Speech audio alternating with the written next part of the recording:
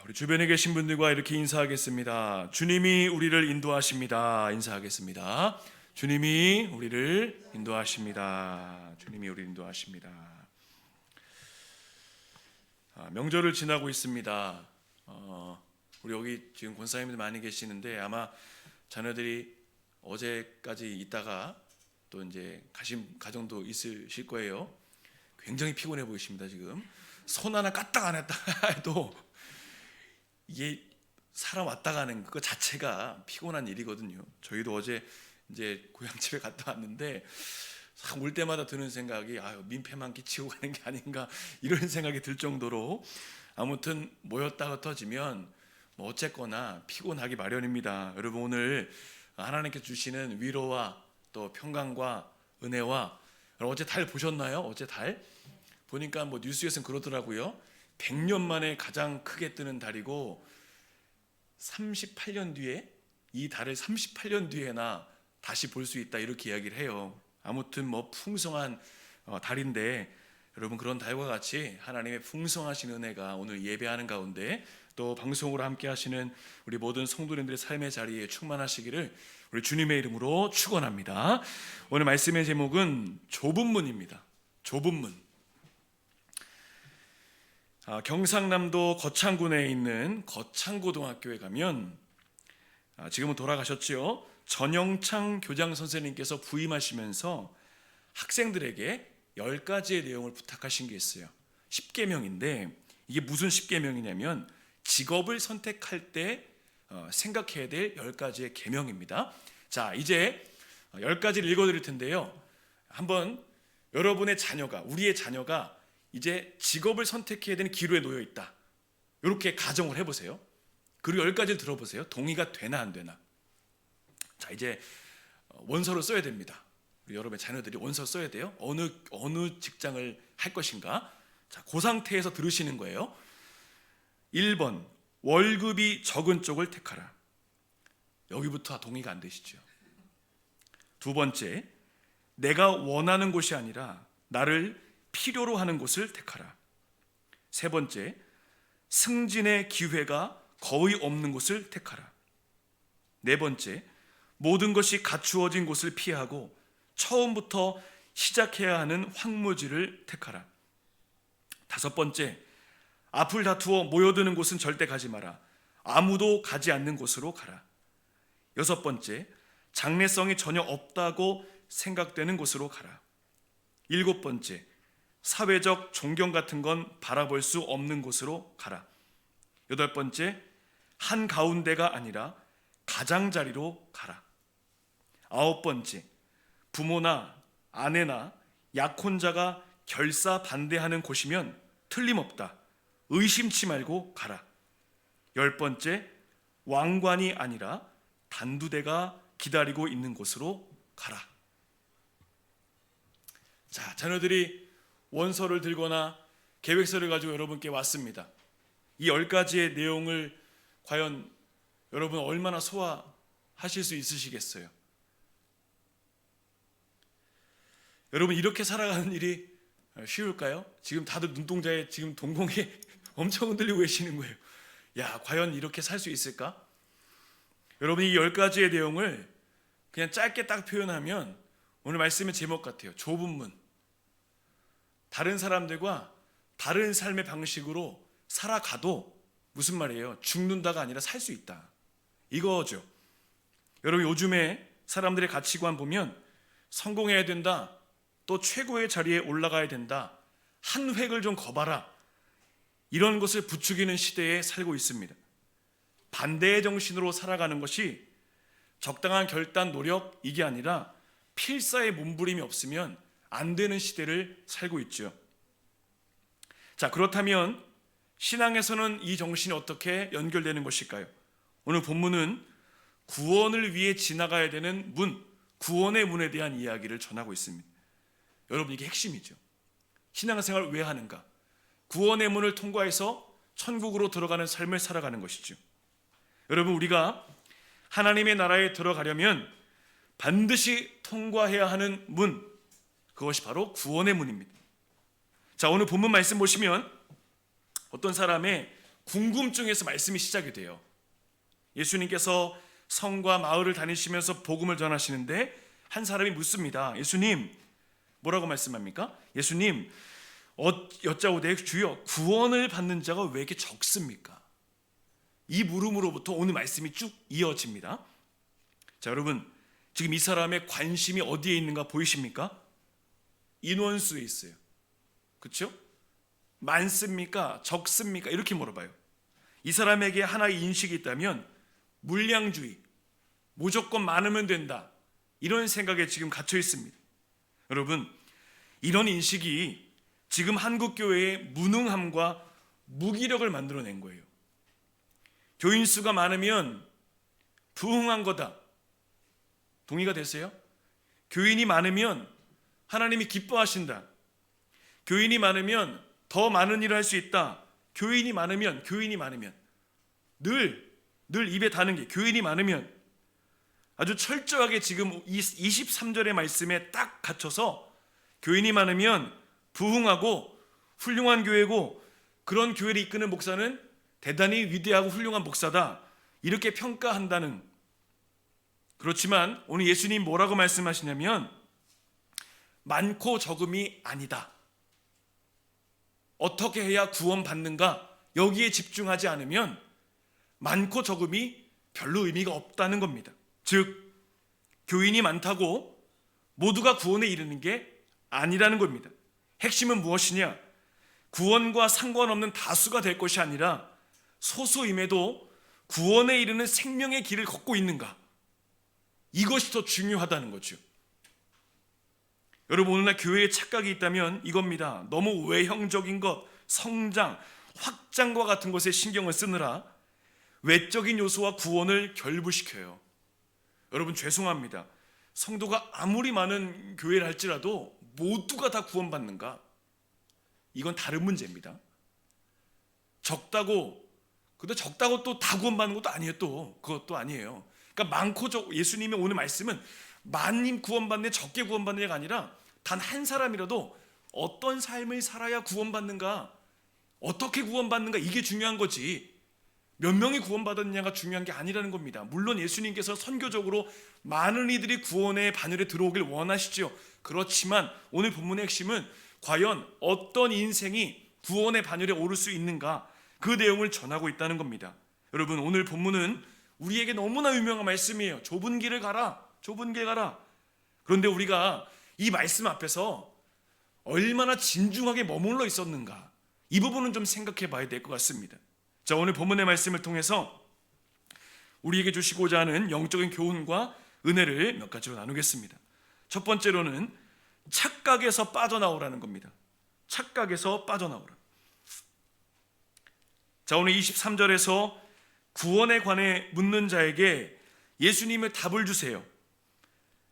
이 답 안에는 그 당시 사람들이 구원에 관해서 얼마나 안이하고 착각에 사로잡혀 있는지를 알려주고 있습니다. 24절 말씀 보겠습니다. 자, 말씀 같이 한번 읽어보겠습니다. 좁은 문으로 들어가기를 힘쓰라. 내가 너희에게 이르노니 들어가기를 구하여도 못하는 자가 많으니라. 자, 여기서 먼저 확인해야 될 표현이 있습니다. 구하여도라는 말입니다. 구하여도. 자, 이 표현 안에는 갈망한다는 의미가 있습니다. 그냥 단순히 내가 원한다, 이게 아니라 정말 간절히 원하는 거예요. 그리고 적극적으로 내가 원하는 거예요. 무엇을요? 구원을 내가 간절히 원해요. 자, 쉽게 말하면 누구나 다 어디 가고 싶은 거예요? 천국 가고 싶다, 이거예요. 누구나. 여러분, 어떻습니까? 자, 천국 가고 싶으시죠? 뭐 여기서 지옥 가고 싶은 사람이 어디 있겠습니까? 그런데 참 놀라운 게 뭐냐면 종교를 떠나서 모든 사람들, 종교가 없어도, 아니요, 인간이라는 존재 자체는 다 어디 가고 싶어 합니까? 천국에 가고 싶어 해요. 여러분 보세요. 종교가 없는 사람한테도 너 지옥 가라 이러면 어떻습니까? 기분이 안 좋아요. 이거는 지금 종교와 상관없이 모든 인류의 사람들은 나는 천국에 가고 싶어 라는 마음을 가지고 있어요. 누구나 다 천국에 가고 싶어요. 그런데 문제는 뭐냐? 아무리 천국에 가고 싶다 해도, 그 마음이 간절해도 방법을 모르면 갈 수가 없다는 거예요. 오늘 예수님 그 말씀하시는 겁니다. 자, 24절 다시 보시죠. 좁은 문으로 들어가기를 힘쓰라 하십니다. 자, 이 말을 반대로 생각해 보면 지금 너무나 많은 사람들이 천국에 가고 싶지만 그 방법을 모르고 있다는 겁니다. 돈으로 갈 수 있을까요? 명예로 갈 수 있을까요? 업적으로 갈 수 있을까요? 내가 천국에 갈 수 있는 방법이 있다면 뭐든지 다 할 수 있는데 열심을 내는데 진짜 그 방법을 모르고 열심만 내고 있다는 거죠. 자, 그렇다면 예수님께서 말씀하시던 그 당시에 이 말씀의 의미는 무엇인가? 그 당시 사람들이 구원을 위해서 힘썼던 게 뭐냐? 대표적인 게 바로 율법이죠. 율법을 잘 지키면, 바리새인들이 그랬죠? 율법을 있는 그대로 1.1획도 잘 지키면, 어기지 않고 잘 지키면 나는 구원받을 것이다. 착각이죠. 모든 삶의 근거가 어디 있습니까? 율법에 있어요. 율법에 근거하지 않은 것은 무엇이든 반대하고 판단하고 정죄합니다. 너무 큰 죄를 지으면서도 그것을 전혀 의식하지 못하죠. 자, 그렇다면 율법에 근거한 사람들의 특징이 뭐냐? 마음이 강팍해요. 은혜가 없어요. 따뜻한 마음이 없어요. 아주 칼 같아요. 품어주지 않아요. 냉정합니다. 그 당시 유대인들의 모습이 그랬어요. 율법의 근거에서 힘써 살면 나는 구원받아. 주님의 사랑을 실천하지 않아도 율법대로 살면 나는 구원받아. 이런 착각에 빠져 있습니다. 여러분, 예수님은 지금 말씀하시는 거, 이런 착각을 버려야 진짜 구원의 길에 들어설 수 있다 말씀하십니다. 바울 사도가 이 사실을 아주 명확하게 정리했죠. 율법이 뭐냐? 맹인을 바른 길로 인도하는 것이다. 어두움에 빠져 있는 사람들을 밝혀주는 게 율법이지 그것 자체가 구원으로 인도할 수는 없다 말합니다. 여러분, 율법은 어떤 역할을 합니까? 내가 죄인이구나 이걸 드러낼 뿐이지 구원에 이룰 수 없다는 겁니다. 오히려 율법에 갇히면 율법을 가지고 다른 사람을 판단해요. 정죄해요. 찌르고 상처 줍니다. 결국 구원과는 전혀 상관없는 아주 비참한 인생이 되고 만다는 거죠. 자, 또 하나의 착각이 있습니다. 그것이 뭐냐? 선민의식입니다. 그때 당시 사람들이 가지고 있던 선민의식, 내가 예수를 얼마나 믿었는가, 아니 하나님의 백성으로 얼마나 살았는가, 이 착각이 제일 큰 문제입니다. 제가 늘 말씀드리죠. 예수를 몇 대째 믿었다, 이게 자랑거리가 아니라는 겁니다. 이게 보증수표가 아니라는 거죠. 가끔씩 신방하다 보면 이런 분도 계세요. 신앙의 대수를 계산하세요. 계산하는데 조금 무리수를 두는 분이 계세요. 억지로 끌어와요. 뭐 이런 겁니다. 뭐 제 조상 중에 누가 교회를 조금 다녔어요. 요 계산 뭐 한 6개월 다녔는데 그거 집어넣어가지고 신앙의 대수가 막 늘어나요. 그렇게 늘려서 억지로 막 5대, 6대, 뭐 10대입니다. 여러분, 그게 구원과 무슨 상관이 있습니까? 11대면 어떻고 15대면 뭐가 있습니까? 그거 막 억지로 계산하신 분들 보면 참 안타깝습니다. 예수님 당시에 이 선민의식에 빠져있던 유대인들이 바로 이런 행태를 보인 거예요. 아브라함으로부터 나는 몇 대다. 그게 구원과 무슨 상관이 있습니까? 오늘 예수님 말씀하시죠. 아브라함과 이삭과 야곱은 하나님 나라에 있겠지만 넌 없어. 믿음이 없이는 안 된다는 겁니다. 자, 28절 보겠습니다. 너희가 아브라함과 이삭과 야곱과 모든 선지자는 하나님의 나라에 있고, 그렇죠? 하나님 나라에 있어요. 있고 오직 너희는 밖에 쫓겨난 것을 볼 때에 거기서 슬피 울며 이를 갈 거야. 자, 29절입니다. 사람들이 동서남북으로부터 와서 하나님의 나라 잔치에 참여할 것이다. 30절입니다. 보라, 나중된 자로서 먼저 될 것이고 먼저 된 자로서 나중될 것이다. 신앙의 대수를 자랑하는 그대여, 그 착각에서 빠져나오지 못하면 이방인들을 통해서 하나님의 나라가 채워질 것이고 그대들은 하나님의 나라에서 쫓겨나서 저 어두운 곳에서 슬피 울며 이를 갈고 있을 것이다. 여러분, 오래 믿었다고 해서, 아니요, 교회 오래 다녔다고 해서, 몇 대가 교회 다닌다고 해서 그 안에 구원이 있다는 착각, 이걸 빨리 벗어버리는 거죠. 누가복음 13장 말씀을 마치신 다음에 누가복음 14장 가면 무슨 비유가 나와요? 잔치 비유가 나와요. 채우시는 거예요. 예수님 의도 계속 여기 일관됩니다. 그 다음 15장 가면 잃어버린 양을 찾는 비유, 드라크마 비유, 아들이 집 나가다 돌아오는 비유, 계속해서 구원의 문이 열려 있음을 주님 말씀하십니다. 여러분, 예수님 말씀하세요.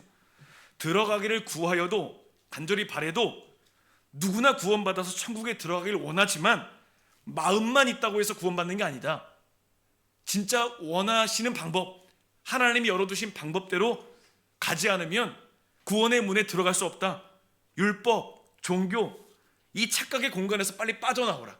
그래야 구원의 문이 열려 있음을 말씀하고 있습니다. 두 번째, 매일 나를 죽이라는 겁니다. 매일 나를 죽이라. 자, 이제 24절 말씀 한번 더 보실 텐데요. 여기서 살펴볼 표현이 힘쓰라는 말입니다. 힘쓰라. 예수님은 방금 앞에서 잘못된 것을 힘쓰기 때문에 구원의 방법을 모르는 사람들에게 구원의 길이 있음을 말씀하시는 거예요. 좁은 길로 가라는 겁니다. 자, 과연 그러면 좁은 길은 어떤 힘을 써야 되는 것인가? 그 하나가 좁은 문으로 들어가려면 바로 좁은 문으로 들어갈 준비가 있어야 돼요. 준비. 자, 말씀을 한 군데 보겠습니다. 히브리서 12장 1절 말씀 함께 읽어보겠습니다. 이러므로 우리에게 구름같이 둘러싼 허다한 증인들이 있으니 모든 무거운 것과 얽매이기 쉬운 죄를 벗어버리고 인내로써 우리 앞에 당한 경주를 하며. 아멘. 자, 여러분, 올림픽이나 또는 이제 아시안 게임이든 수영 경기를 보면 이제 과학 기술이 막 발달되면서 수영복도 굉장히 그 기능을 높여서 나오는 게 이제 뉴스를 통해서 나와요. 수영복을 어떻게 만들었더니 시간이 얼만큼 단축됐다. 여러분, 수영복 그 한 장에도 기록을 단축시키기 위한 엄청난 투자가 있습니다. 그만큼 가벼워야 기록이 향상된다는 거죠. 성경도 마찬가지입니다. 오늘 본문 이야기예요. 우리가 경주를 해야 되는데 발목을 붙잡는 것, 우리를 무겁게 하는 것, 이것을 가지고는 경주할 수 없다는 겁니다. 좁은 문으로 가는 것도 마찬가지죠. 좁은 문을 가야 되는데 짐을 이만큼 가지고서 어떻게 들어가겠습니까? 준비하라는 거예요. 좁은 문으로 들어갈 수 있도록 불필요한 것들을 내려놓는 작업, 이거 지금 하고 있는가 말씀하시는 겁니다. 예수님께서 제자들을 부르실 때 뭐라고 하셨어요? 다 버리고 따라와라, 이렇게 말씀하십니다. 자, 그러면 우리에게 불필요한 것이 뭐냐? 바로 죄의 짐이죠. 오늘 말씀합니다. 얽매이기 쉬운 모든 죄를 벗어버려라, 이렇게 말합니다. 마틴 로이드 존스 목사님이 쓴 회개라는 책을 보면 간단한 몇 가지 질문을 통해서 내가 그리스도인인가 이거를 확인하는 테스트가 있습니다. 세 가지. 당신은 그리스도인입니까? 두 번째, 당신은 과연 이러한 기쁨에 대해 알고 있습니까? 그리고 세 번째, 영혼을 붙드시는 성령의 능력을 확신하십니까? 이 세 가지의 물음을 통해서 예라고 대답한다면 하나님의 축복이 계속 임할 것이다 이야기하고요. 만약 그렇지 않다면, 이 간단한 질문에 마음이 찔린다면, 그렇다면 지체하지 말고 하나님께 나가라 말합니다. 내가 죄인임을, 하나님 없이 살았음을 고백하고 성령의 빛을 비추어 달라, 간구하라 말합니다. 여러분, 이처럼 우리 삶을 무겁게 누르고 있는 죄의 짐, 이걸 내려놓지 않고서는, 해결하지 않고서는 절대로 구원의 문에 들어갈 수 없다는 겁니다. 그렇다면 이 구원의 문에 들어가기 위해서 죄의 짐을 내려놓아야 되는데, 중요한 게 뭡니까? 내가 죄인이라고 하는 인식, 이것이 없으면 절대로 안 되는 거죠. 나는 십자가의 능력이 아니고서 안 된다, 이 고백이 우리 가운데 필요하다는 겁니다. 그래서 좁은 문으로 들어가기를 준비하는 것, 우리 안에 철저한 회개가 있는가를 확인하라는 거죠. 그 방법이 뭐냐? 그 두 번째, 날마다 십자가 앞에 죽는 겁니다. 자, 24절 다시 보시죠. 힘쓰라고 했잖아요. 이 힘쓰라고 하는 원어를 보니까 이런 뜻이 있어요. 투쟁한다. 그냥 힘쓰는 게 대충 힘쓰는 게 아니라 목숨 걸고 싸우라는 겁니다. 상대방을 상을 위해 달려간다. 1등하기 위해서 달려간다. 힘쓴다. 자, 이 말씀을 오늘 24절에서 힘쓰라고 번역한 원어를 또 다른 성경을 보니까 그 의미가 이렇게 해석이 돼요. 나는 선한 싸움을 싸우고 나의 달려갈 길을 마치고 믿음을 지켰다. 이 표현과 같은 의미가 힘을 썼다라는 표현이 나오고요. 자, 고린도전서 9장에도 나옵니다. 이기기를 다투는 자마다 모든 일에 절제하나니 그들은 썩을 승리자의 관을 얻고자 하되 우리는 썩지 아니할 것을 얻고자 하노라. 자, 내용이 다 어떤 것입니까? 싸움이에요. 전쟁이에요. 치열하게 믿음으로 치열한 삶을 살지 않으면, 내가 투쟁하듯이 살지 않으면 구원에 이룰 수 없다 말합니다. 무엇을 위해서요? 나를 십자가에 죽이는 삶을 끊임없이 해내지 않으면 구원에 이룰 수 없다 말합니다. 여러분, 좁은 문에 들어간다는 것은요, 상대방을 넘어뜨리지 않으면 내가 죽는 싸움이에요. 근데 이게 누구와의 싸움입니까? 나 자신과의 싸움이에요. 내가 날마다 십자가 앞에 나가서 싸우는가 죽는가 이걸 계속해야 되는 거예요. 그래야 하나님께서 허락하신 구원의 문으로 들어갈 수 있다는 거죠. 적당히 힘쓰는 거 안 됩니다. 마음이 움직일 때만 힘쓰는 거 아닙니다. 내가 지금 벼랑 끝에 있구나, 이 심정 가지고 있어야, 치열하게 몸부림쳐야 구원의 문으로 갈 수 있는 영적인 힘을 얻게 된다는 거지요. 핵심이 뭡니까? 날마다 내가 십자가 앞에서 죽고 있는가. 바울 사도와 같이 나는 날마다 죽습니다. 갈라디아서 5장 24절은 말합니다. 자, 말씀 함께 읽어볼까요? 그리스도 예수의 사람들은 육체와 함께 그 정욕과 탐심을 십자가에 못 박았느니라. 아멘. 우리가 날마다 씨름하고 싸워야 될 게 이겁니다. 내 자아, 죽지 않는 자아를 계속해서 십자가에 못 박는 거예요. 여러분, 죄송합니다. 십자가에서 나를 죽이지 않는 이상 구원의 길에 점점 멀어질 수밖에 없다는 겁니다. 여러분, 지금 어떤 몸부림을 치고 계십니까? 십자가에서 날마다 나를 죽이고 있는 어떤 작업을 하고 계세요? 십자가에서 나를 죽이는 것은 직업처럼 은퇴가 없습니다. 우리가 하나님 나라 가는 그 순간까지 날마다 나를 쳐 복종시키고 죽어야 되는 거죠. 내 혈기, 욕심, 욕망, 나태함, 시기, 질투, 불신앙, 부정적인 생각들, 낙담하고 절망하는 마음들, 자기 자신에게 관대하면서 타인에게 대해 냉정한 마음, 매일 매 순간 십자가 앞에서 철저하게 내가 죽어야 구원의 문이 열린다는 겁니다. 여러분, 지금 우리는 무엇을 위해 힘쓰고 있습니까? 마지막 세 번째, 기회를 놓치지 말라는 겁니다. 오늘 말씀은요, 그래도 주님께서 은혜 주시는 거예요. 아직 기회가 있으니 기회를 잡아라. 자, 25절 말씀 보겠습니다. 집 주인이 일어나 문을 한 번 닫은 후에 한 번 닫힌 문이 안 열리죠. 너희가 밖에 서서 문을 두드리며 주여 열어주소서 하면 그가 대답하여 이르되 나는 너희가 어디에서 온 자인지 알지 못하노라 하리니. 여러분, 집 주인이 지금 일어납니다. 일어나는 것은 누구 마음인가요?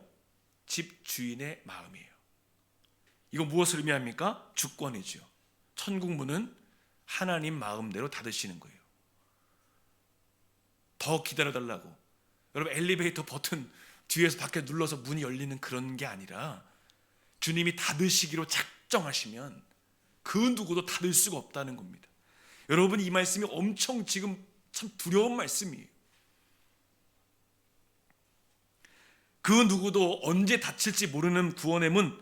그래서 우리가 매일 매 순간 믿음으로 살기 위해 구원의 문으로 들어가기 위해 몸부림을 치라는 거지요. 자, 구원의 문이 닫혔어요. 아무리 문을 두드려도 소리를 질러도 돌아오는 답이 무엇입니까? 나는 너희를 알지 못한다. 자, 26절로 가보시죠. 그런데 사람들이 말해요. 그때 너희가 말하되, 여러분 너희라는 말을 잘 보셔야 돼요. 그들이 말하되가 아닙니다. 너희가 말하되, 나도 포함된다는 거예요. 나도. 여러분, 이 말씀이 지금 다른 사람 들으라고 하는 얘기가 아니라 나에게 하시는 말씀이구나, 이겁니다. 너희가 말할 거야. 우리는 주 앞에서 먹고 마셨으며 주는 또한 우리를 길거리에서 가르치셨습니다. 여러분, 같이 밥 먹는 사이예요. 근데 주님 뭐라고 하세요? 알지 못한다. 27절입니다. 그가 너희에게 말하여 이르되 나는 너희가 어디에서 왔는지 알지 못하노라. 행악하는 모든 자들아 나를 떠나라. 이상하지요? 이들을 뭐라고 규정하십니까? 악을 행하는 자들, 죄인이라고 말씀하시는 거예요. 열심은 내는데 잘못된 열심, 구원과 상관없는 열심 가지고 살아가는 사람들 말씀하세요. 주 앞에서 먹고 마셨습니다. 우리를 길거리에서 가르치셨습니다. 여러분, 이 말의 의미가 뭐냐면 겉으로 드러나는 행위예요. 행위가 구원에 이르는 게 아니라는 겁니다. 행위로만 구원이 아니라는 거예요. 구원이라는 것은 무엇입니까? 내가 십자가 앞에 철저히 회개하고 오직 예수 그리스도밖에 구원이 없다는 사실, 그걸 인정하고 고백하고 시인하는 자로서 하나님께 구원받는 것이지, 예수님이랑 밥을 먹으면 뭐합니까? 밥을 먹으면 뭐예요? 백날 먹으면 뭐예요? 그 안에 믿음이 없는데 행위로는 구원에 이를 수 없다는 거예요. 여러분, 행위라는 것은 구원의 은혜에 감사해서 나오는 반응인 거예요. 근데 이거 없이 행위만 있으면 이건 종교 행위죠. 봉사활동이에요. 이 봉사활동은 어디든 다 가서 하실 수 있어요. 근데 교회 안에서 이루어지는 모든 봉사와 행위는 뭡니까? 무엇에 근거한 거예요? 구원받은 은혜, 감사, 여기서 드러나는 것이 억지로 할 수 없다는 겁니다. 그러니까 나중에 문제가 생기는 거예요. 은혜 받지 않고 하는 봉사, 은혜 없이 뭔가 헌신하는 것, 나중에 꼭 탈이 생겨요. 나중에 문제 생기는 모든 부분들을 보면 그 출발점에 보니까 자기가 살아있는 상태에서 하면 다 문제가 생기는 거예요. 그런데 교회 공동체 안에서 항상 은혜로운 열매가 맺어지는 것들을 보면 어떻습니까? 구원의 은혜와 감격, 여기서부터 출발하는 것들은 다 탈이 없이 잘 넘어가요. 변질되지만 않으면 되는 거죠. 자, 오늘 말씀은 이야기합니다. 행위도 구원의 감격으로부터 출발하는 것이지, 그냥 행위로만으로는 안 된다는 겁니다. 여러분, 지금 우리는 어떤 신앙생활을 하고 있습니까? 우리는 지금 무엇을 위해 정말 치열하게 살고 있나요? 무엇을 위해 몸부림치고 있습니까? 지금 세상이, 여러분 잘 아시죠? 여러 가지 현상들을 통해서 인류의 마지막에 가까워 왔다고 경고하고 있습니다.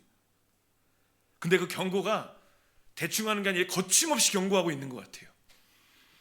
언제 마주할지 모르는 그 마지막 순간. 여러분, 종말에는 두 가지 종말이 있어요.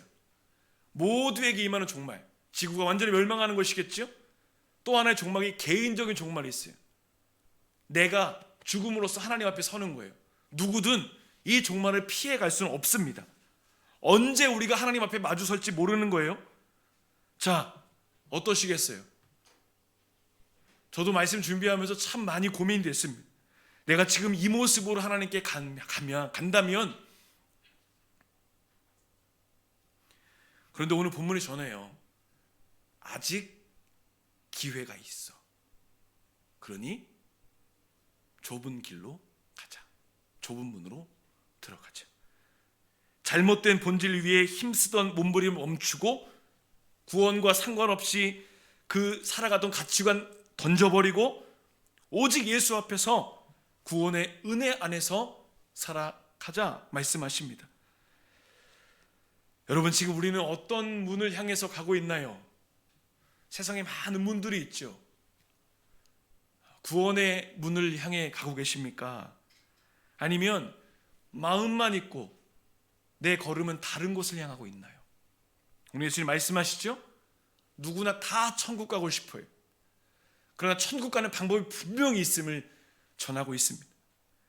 여러분, 이번 한 주간을 또 살아가십니다. 믿음으로 살아가실 텐데, 적당한 영적 몸부림이 아니라 정말 하나님이 원하시는 구원의 길을 가기 위한, 하나님, 제가 좁은 길로, 좁은 문으로 들어가겠습니다. 서두에 말씀드렸던 거창고등학교 10계명, 직업 선택의 10계명처럼 아마 10가지 다 동의가 안 되셨을 거예요. 그러나 그렇게 살아가는 사람들을 통해서 세상이 바뀌어졌거든요. 그리스도인도 마찬가지입니다. 세상과 다른 방법으로 살아갈 때 하나님의 나라가 이루어짐을 다시 한번 기억하시면서 이번 한 주간도 믿음 안에서 영적 몸부림 통해서 구원의 문, 좁은 문을 향해 달려가시며 믿음으로 승리하는, 가볍게 하시고 불필요한 것, 거추장스러운 것 다 던져버리시고 오직 구원의 문을 향해 달려나가시는 거룩한 삶이 되시기를 우리 주님의 이름으로 간절히 축원합니다.